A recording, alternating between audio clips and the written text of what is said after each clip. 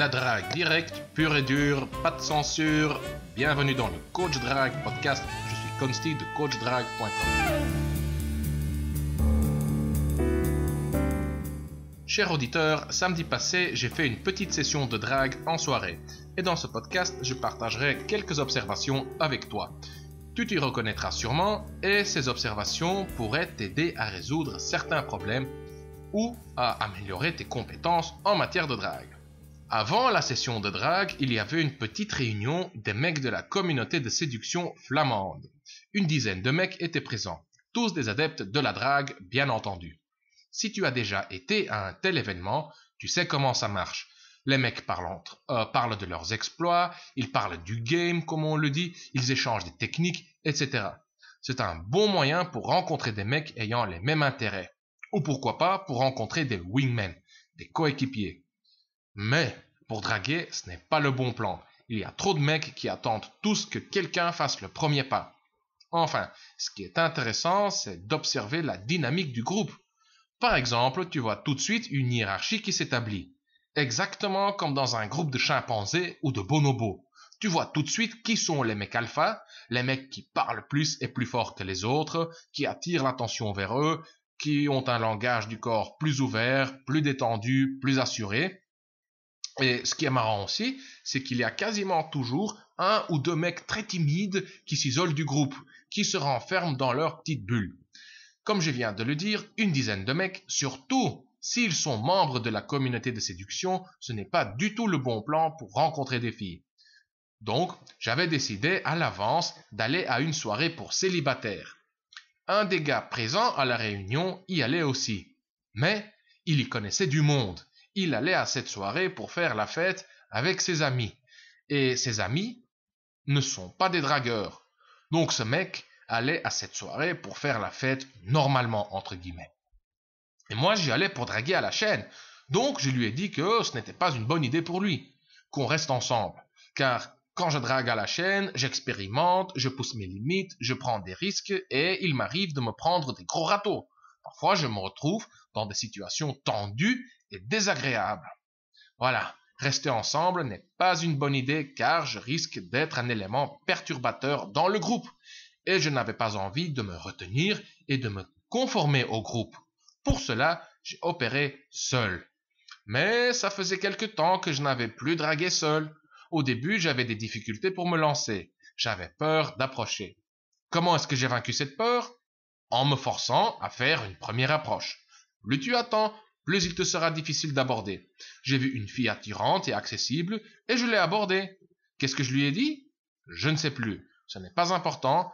Et après cette première approche, les approches suivantes étaient beaucoup plus faciles.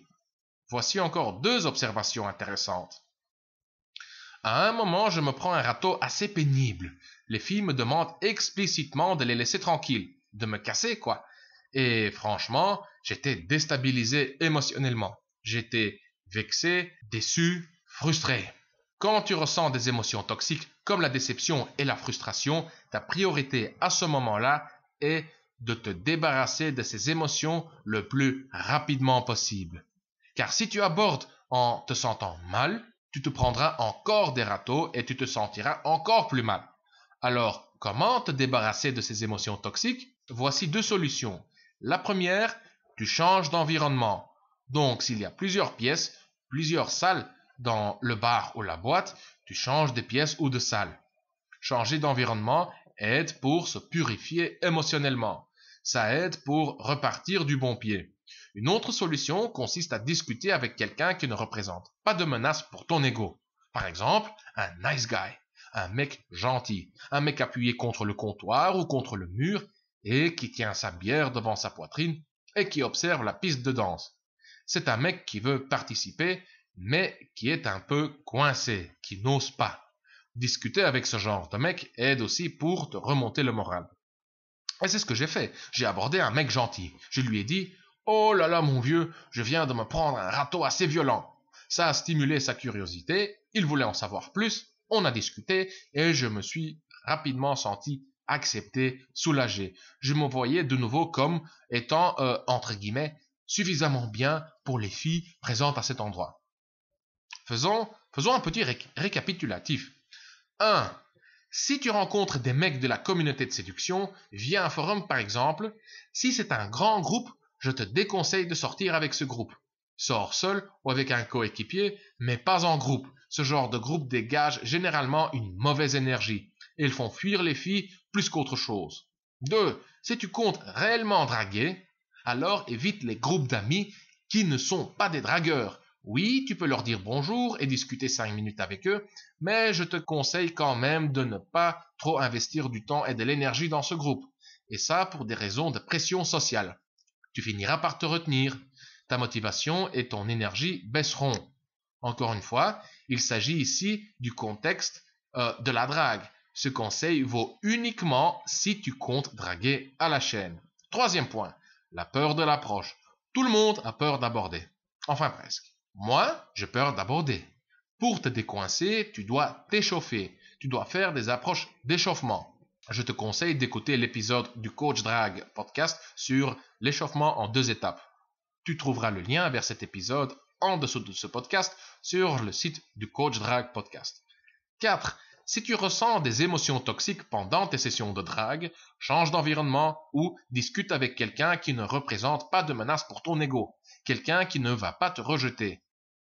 Voilà, cher auditeur, les autres observations, je les partagerai avec toi dans le prochain épisode du Coach Drag podcast, sinon cet épisode risque de devenir trop long. Pour terminer, voici encore un petit teaser. Après le râteau pénible, après avoir remonté la pente, après avoir retrouvé le moral, qu'est-ce que j'ai fait? Que s'est-il passé? Est-ce que j'ai continué? Ou est-ce que je suis rentré à la maison? Est-ce que je me suis pris encore des râteaux? Ou est-ce que j'ai réussi à attraper un joli petit poisson? Tu découvriras la réponse dans le prochain épisode du Coach Drag Podcast. En attendant, abonne-toi au Coach Drag Podcast dans iTunes, via le flux RSS ou par email. Laisse également une évaluation de 5 étoiles sur iTunes si, bien entendu, tu trouves que le podcast mérite une évaluation de 5 étoiles.